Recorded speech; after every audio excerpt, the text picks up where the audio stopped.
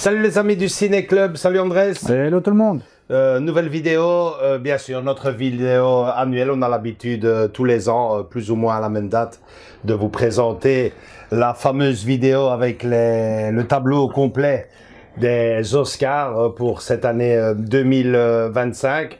Alors d'entrée de jeu, je dirais ceci, on a vu pire dans le genre, on a vu mieux aussi, notamment pour moi personnellement l'année dernière, si je ne me trompe pas, avec le triomphe de Oppenheimer. Je pense que c'était l'année dernière, Andrés. Et donc voilà, on a ici le tableau complet, un tableau donc que j'ai posté sur notre groupe Facebook du Ciné Club du vendredi, donc vous pouvez aller jeter un coup d'œil tranquillement, cliquer sur tel ou tel film, regarder la bande-annonce si vous le voulez, question de faire ça plus à l'aise. Nous, on fait notre petite vidéo annuelle, on se doit de la faire tous les ans, quand on s'appelle Ciné Club, hein, même du vendredi. Donc, avant toute chose... un petit mot directement d'entrée de jeu sur le grand vainqueur de la soirée. Il s'agit du film Anora. Donc moi perso, c'est pas trop mon cinéma. Je dis pas que je ne verrai pas le film, mais je pense que ce sera quand même pas le film que j'achèterai en édition collector 4K Ultra HD, Steelbook, etc. Je pense que ce film-là, pour moi en tout cas, fait partie des films à voir et pas spécialement à avoir. C'est plutôt j'ai envie de l'appeler un Cendrillon des temps modernes ou un Pretty Woman, pour vous donner une petite idée.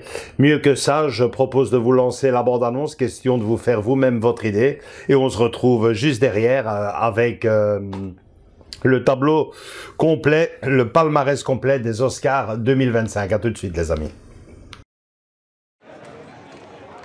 Annie, il y a un jeune qui demande une fille qui parle russe. Allez, on y va. Non, je suis en train de manger. Tu vas m'achever. C'est un flambeur, le gars. Allez, on y va. Salut, je vous présente la belle Annie. Salut, je m'appelle Annie. Je m'appelle Ivan. Il était trop bizarre. Je l'aime. Non, c'est pas vrai. Je jure que c'est vrai. Et en plus, on va se revoir ce soir.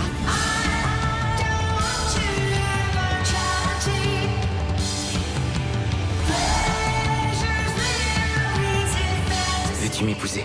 T'es sérieux là? Je suis sérieux. Je veux 3 carats. Qu'est-ce que tu dirais de 4? T'as touché le gros lot, ma vieille. Ouais. C'est beau, waouh. Ouais, je sais. Est-ce que t'es heureuse? Ouais, très heureuse. Ivan, tes parents vont te tuer. J'aime mon mari. Tu ne connais pas ce garçon. On est 2 adultes consentants. Si t'as pensé qu'on le laisserait faire, t'es stupide. Mais touche pas.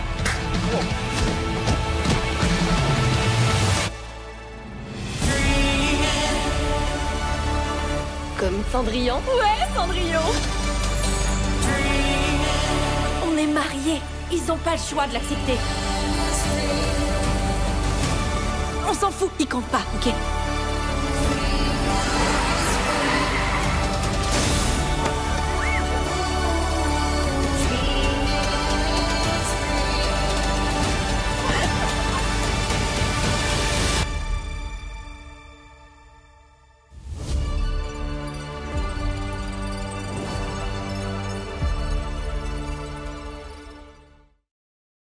Donc voilà, alors bah forcément, rendons à César ce qui est à César. Donc le meilleur film pour commencer ce palmarès, vous l'aurez compris bien sûr, on vient de vous le dire, Anora. Mais il y avait également The Brutalist, Un parfait inconnu, Conclave, Dune, deuxième partie, Emilia Perez. Alors vous m'excuserez pour mon anglais, I'm Still Here, Nickel Boys, de Substance et Wicked, le grand lauréat. Donc Anora, tu avais une préférence toi dans ce qu'il nous proposait, André? C'est un peu comme un menu au restaurant, hein. Moi, de tous ceux que je viens de citer, Dune, la deuxième partie m'intéresse, et en ayant vu la bande-annonce quand même, The Brutalist m'intéresse aussi. On y revient tout de suite d'ailleurs sur The Brutalist qui était vachement nominé aussi. Déjà à la prochaine des statuettes, la meilleure réalisation, il était nommé également, ainsi que Substance, Emilia Perez et Un parfait inconnu, mais la statue du grand vainqueur a été donnée à Anora. Donc les carottes sont cuites comme on dit, hein. Meilleure réalisation, meilleur film, ben ça veut dire ce que ça veut dire. Anora pour le meilleur réalisateur, donc Sean Baker. Le triomphe total, le meilleur film, meilleure réalisation. Normalement, bah, le reste, ben, c'est, comme on dit, secondaire. On va... Ouais. Oui.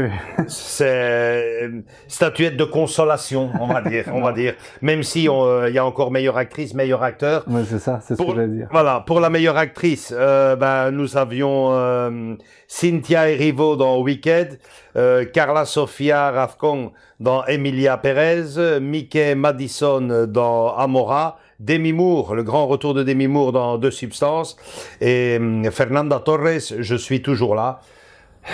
De nouveau, meilleure actrice, Mickey Madison pour Amora, toujours Amora. Meilleur acteur, nous avions Adrian Brody dans The Brutalist, Timothy Chalamet dans Un parfait inconnu, Colman Domingo dans Sing Sing, Ralph Fiennes dans Conclave et Sébastien Stan dans The Apprentice. Le meilleur acteur, et ça je pense pour moi personnellement que c'est une satisfaction, peut-être pas pour ce film, mais il le mérite pour tant d'autres. Adrian Brody dans The Brutalist, un film que j'insiste, j'ai vraiment envie de... Il t'attire. Ouais, il m'attire vachement. Meilleur acteur dans un second rôle, ben nous avions Yura Borisov dans Anora, Kieran Culkin dans A Real Pin, Edward Norton dans Un parfait inconnu, Guy Pearce dans The Brutalist, Jeremy Strong dans The Apprentice. Meilleur second rôle attribué à Kieran Culkin dans A Real Pin. J'espère que je le prononce bien, mais vous m'aurez compris. Vous voyez chaque fois la petite photo. Ouais, la photo et le titre de ce qu'ils reçoivent. Ouais, meilleure actrice dans un second rôle, ben c'est pour Zoé Saldana, pour Emilia Perez. Il y avait également des titres qui reviennent à chaque fois, Un parfait inconnu, Weekend, The Brutalist, Conclave. Pour la meilleure adaptation, Conclave quand même, avec Peter Strogan. Meilleur scénario original, à nouveau Anora, qui remporte la statuette avec Sean Baker. Meilleur costume, Wicked. On avait quand même là un cinéma que l'on connaît un peu plus, hein, André, c'est Un parfait inconnu, Conclave, Gladiator 2, Nosferatu, ben non plus. Non, il était nominé. C'est pour Wicked. Le meilleur maquillage, ben là aussi nous avions du Nosferatu, nous avions de Substance, et quand même Substance qui remporte l'Oscar du meilleur maquillage et de la coiffure. Meilleure musique originale, ça c'est très important pour moi et pour tous cinéphiles, on adore ça. Eh ben, figurez-vous que c'est The Brutalist, quand je vous dis que c'est un film qui m'intéresse. Par qui, par Daniel Blumberg. Okay. Il y avait également la musique de Conclave, d'Emilia Perez, de Wicked et du Robot Sauvage. Ah. Ouais, la statuette donc pour The Brutalist. Meilleur court-métrage, I Am Not a Robot. Meilleur court-métrage d'animation, In the Shadows of the Cypress. Meilleure chanson originale, El Mal d'Emilia Pérez. Ah, ils ont quand même gagné Deux déjà, Emilia oui. Pérez. Hein. Pardon. Meilleur documentaire, No Otherland.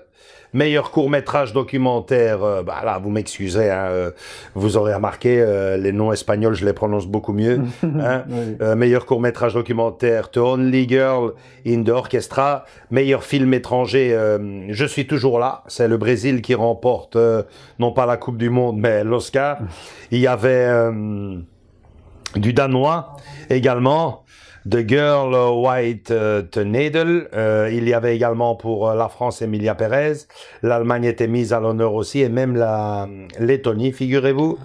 Le meilleur film d'animation, ça t'intéresse, Andrés, tu adores l'animation. Nous avions Vice Versa 2, Mémoire d'un escargot, Wallace et Gromit, La Palme de la Vengeance, Le Robot Sauvage et Flo. La statuette est venue à Flo, un film que mes enfants ont vu et qui ont beaucoup aimé.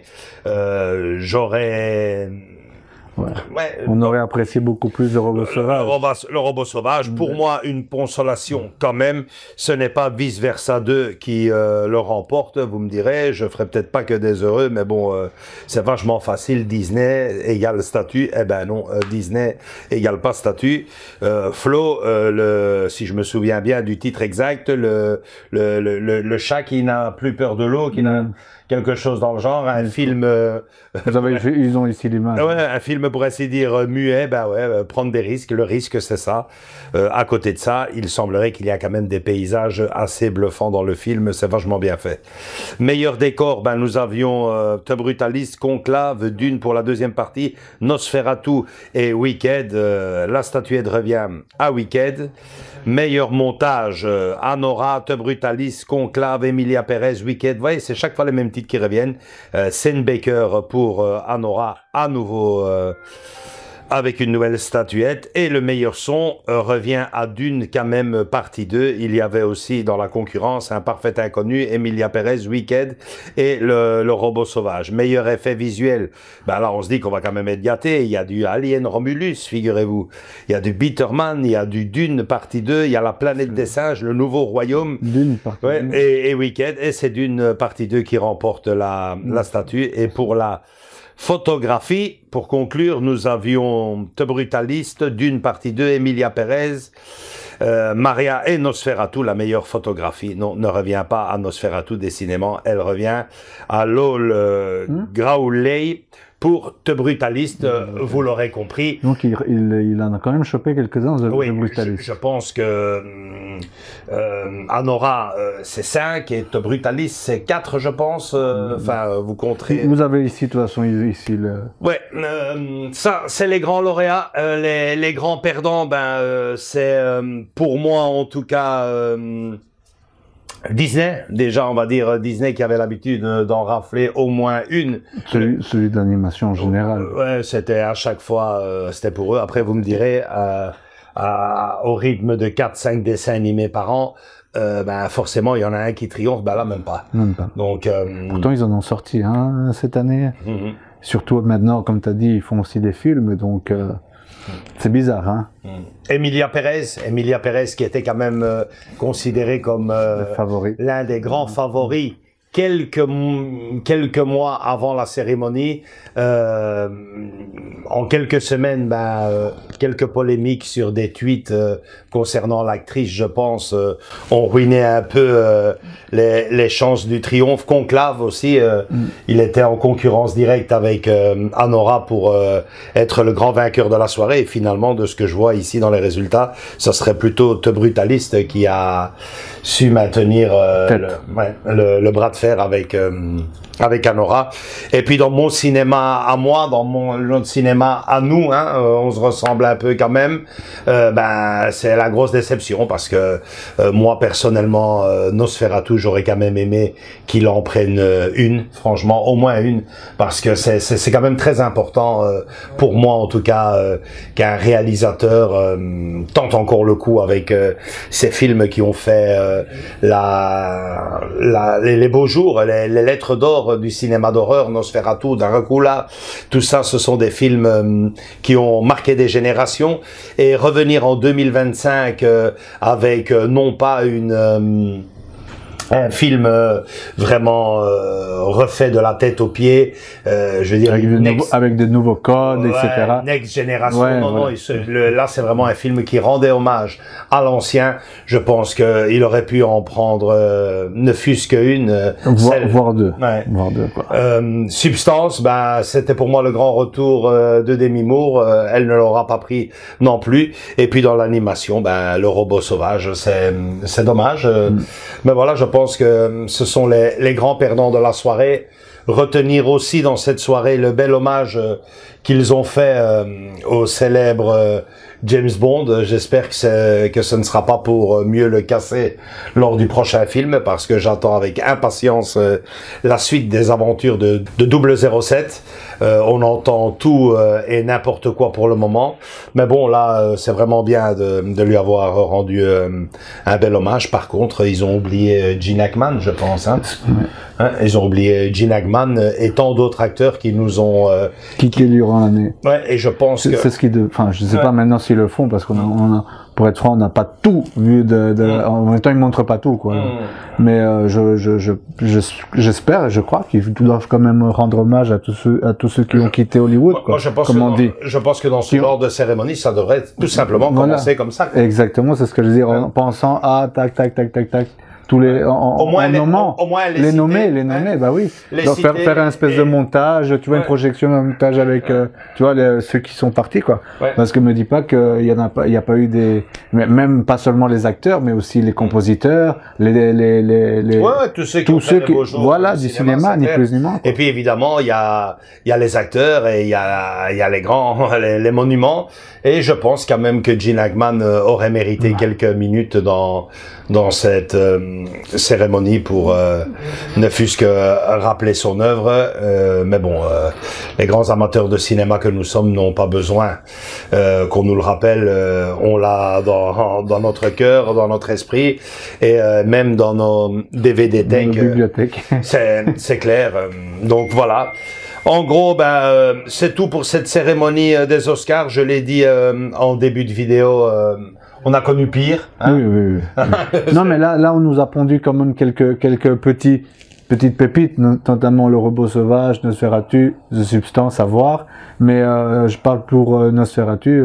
Un an avant, il y avait le voyage de Déméter. Je sais pas si tu te rappelles. Donc ça jouait déjà, ça jouait dans la vague de Dracula et compagnie. Après, c'est un cinéma qui malheureusement n'a jamais été récompensé plus que ça dans les cérémonies des Oscars. Le cinéma d'horreur a toujours été boudé. Mais comme tu l'as dit, si je me rappelle bien, il y a quelque temps, c'était les 100 ans de Nosferatu, la première version. Donc, tu vois, il pouvait peut-être jouer avec ça, mais même, je trouve ça, on va dire, rafraîchissant comme tu dis, de respecter certains codes de l'ancien, quoi. C'était génial, quoi. Pour cette année, en tout cas, on était un peu diversifié, un peu gâté, si je peux dire ça comme ça, quoi. C'est clair que j'attendais autre chose, peut-être aussi, hein. On n'a pas fait une vidéo, mais j'ai laissé le tableau dans notre groupe Facebook, d'où l'importance d'aller s'abonner également si vous aimez la chaîne, d'aller s'abonner dans le groupe Facebook. On le laisse en bas dans le descriptif. Et à chaque fois, toutes les infos. Et bon, pour les Césars, c'était la même chose. On en discutait il y a quelques heures dans le live. Je le disais, le cinéma est une évasion. Et moi, personnellement, je pense qu'il faut quand même récompenser les films qui ont fait du bien au peuple, à nous qui sommes cinéphiles et à tous ces gens qui ont rempli les salles de cinéma. Quand je vois que, par exemple, en France, le Comte de Monte Cristo a fait des millions d'entrées et a ramassé des cacahuètes, voilà, ils ont une façon bien à eux de récompenser un film. Pour moi, il faut récompenser les films qui ont fait du bien, les films qui ont fait beaucoup d'entrées, les films qui ont fait parler d'eux, les films qui ont eu envie d'être vus et surtout par après d'acheter le film, le support physique. C'est ça qui fait l'histoire du cinéma et non pas une idée ou une idéologie comme bien souvent cela a été récompensé, pas cette fois-ci. Ces dernières années en tout cas. Mais ces dernières années en tout cas, voilà. Donc on conclura par cela. Il y a eu mieux, on a connu pire aussi. Donc voilà, ça aura quand même le bon goût de nous faire découvrir des films. Ce tableau, à chaque année, j'essaye d'en découvrir. Et à travers quelques bandes annonces, il y en a quand même quelques-uns qui me donnent envie d'être vus, notamment moi personnellement, The Brutalist, qui est quand même pour moi, je pense, le deuxième grand film de l'année. Ouais, voilà, en tout cas pour eux. C'est tout pour cette vidéo, parce qu'on a beaucoup de boulot à part les Oscars. On doit encore vous pondre tout plein de vidéos pour ce mois de mars, mais on se devait bien évidemment de pondre celle-ci. C'est une petite tradition annuelle. Donc voilà, j'espère que vous apprécierez. Si tel est le cas, un gros like. Venez nous rejoindre, je vous le disais tout de suite, dans nos réseaux sociaux, Instagram et surtout Facebook. Et continuez à vous abonner pour profiter de ce genre d'infos, de vidéos. On vous fait de gros bisous à tous et à toutes, et à très bientôt pour de nouvelles vidéos qui arrivent très vite en mars. Ciao, ciao! Ciao!